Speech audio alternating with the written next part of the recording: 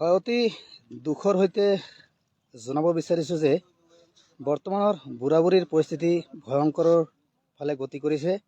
আৰু আমি ৰাতিপুৱাৰ দৃশ্য দেখুৱাই আছোঁ। বুঢ়া বুঢ়ীত প্ৰৱেশ কৰা যি মূল পথছোৱা কিন্তু ইতিমধ্যে মূল পথছোৱাৰ আধা অংশ কিন্তু নৈত বিলীন হৈছে। আমি পোনপটীয়া সম্প্ৰচাৰযোগে জলেশ্বৰ প্ৰেক্ষাপটৰ দৰ্শকসকলক দেখুৱাই আছোঁ কিছু পৰিৱেশ। হয়তো গৰাখহনীয়াই যি নদীৰ যি জলপৃষ্ঠ যদি হ্ৰাস পাইছে, তাৰ পিছতে কিন্তু গৰাখহনীয়া যথেষ্ট ভয়ংকৰ ৰূপ ধাৰণ কৰিছে। ইতিমধ্যে চাওক, আপোনালোকে দৃশ্য চাই অনুমান কৰিব পাৰিছে, ইতিমধ্যে পথটোৰ আধা অংশ কিন্তু নৈত বিলীন হৈছে। আমি পোনপটীয়া সম্প্ৰচাৰযোগে জলেশ্বৰ প্ৰেক্ষাপটৰ দৰ্শকসকলক দেখুৱাবলৈ বিচাৰিছোঁ যে হিন্দু মুছলমানৰ যি মিলনভূমি বুলি পৰিচিত এয়া ঐতিহাসিক বুঢ়া বুঢ়ী থান, এই বুঢ়া বুঢ়ী থান কিন্তু বৰ্তমান নদীৰ মাজত পৰাৰ আশংকা হৈ পৰিছে। ইয়াত কিন্তু জিঅ' চিট আৰু জিঅ' বেগৰ কাম কৰা হৈছিল, সেইখিনি কিন্তু তাৰপিছতো কিন্তু ৰক্ষা নপৰিল। এই যি কাম কৰিছিল এই পথটো ৰক্ষা নপৰিল, যথেষ্ট চেষ্টা কৰা হৈছিল, ৰাইজেও ইয়াত সহযোগ কৰিছিল, কিন্তু কোনো ধৰণৰ মানে সুফল নহ'ল।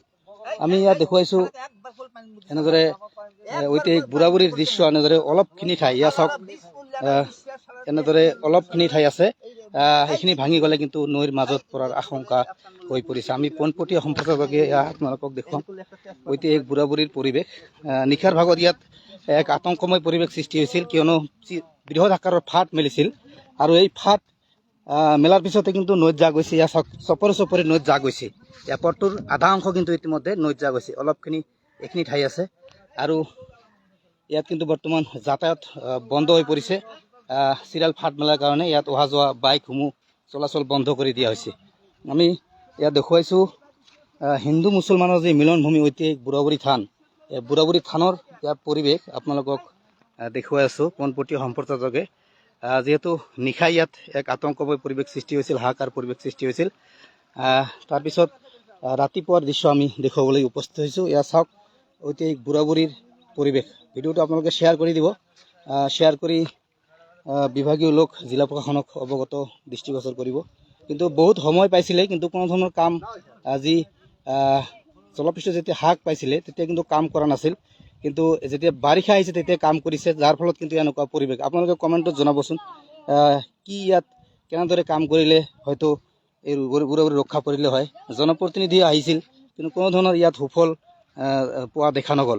সম্প্ৰচাৰযোগে এয়া মূল পথ, বুঢ়া বুঢ়ীত প্ৰৱেশ কৰা মূল পথ অলপখিনি আছে। এয়া চাওক কেইমিটাৰ হ'ব, আৰু তাৰপিছতে কিন্তু ঐতিহাসিক ঠাইখন কিন্তু নৈৰ বুকুত নৈৰ মাজত পৰাৰ আশংকা হৈ পৰিছে। আমি এয়া পৰিৱেশ দেখুৱাইছোঁ, অতি দুখৰ সৈতে জনাব বিচাৰিছোঁ, কিয়নো ঐতিহাসিক যি ঠাই, এইখন ঠাই নদীৰ মাজত পৰিলে কিন্তু ইয়াত এক ভয়াৱহ পৰিস্থিতিৰ সৃষ্টি হ'ব। কিয়নো ইয়াত যি অত্ৰ অঞ্চল, ইয়াত জামাতৰহাট ব্লক এটা আছে, এই ব্লকটোত কিন্তু যথেষ্ট ভাবুকি আহি পৰিব, কিয়নো একমাত্ৰ এইটোৱে আছিল মূল পথ, বুঢ়া বুঢ়ীত প্ৰৱেশ কৰা মূল পথছোৱা এইটোৱেই।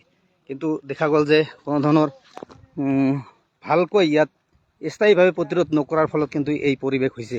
বহুত সময় পাইছিলে চৰকাৰে, বিভাগে বহুত সময় পাইছিলে, কিন্তু কোনো ধৰণৰ ভালকৈ ইয়াত কাম কৰা নহ'ল। অকল RCC পাৰ্কোপাইন বা গছৰ ডাল আদিৰে কিন্তু কাম কৰিছিলে, যাৰ বাবে আজি এই ভয়ানক পৰিস্থিতিৰ সৃষ্টি হ'ল। আৰু ইয়াত জিঅ' চিটৰ কাম কৰিছিল কেইদিন পূৰ্বে, কিন্তু চাওক কেনেকুৱা অৱস্থা।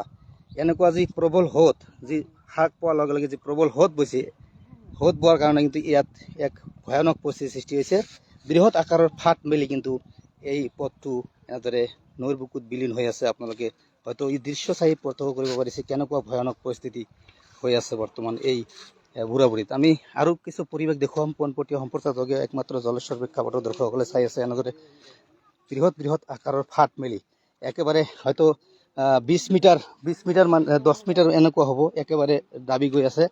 আমি ইয়াৰ পৰিৱেশ দেখুৱাইছোঁ ব্ৰহ্মপুত্ৰ নৈৰ পাৰৰ কিছু পৰিৱেশ, আৰু ইয়াতে গাঁও আছে, গাঁওবিলাকো হয়তো ভাবুকিত পৰিব। আমি আপোনালোকক ইয়াত দেখুৱাইছোঁ একমাত্ৰ জলেশ্বৰ প্ৰেক্ষাপটৰ দৰ্শকসকলক।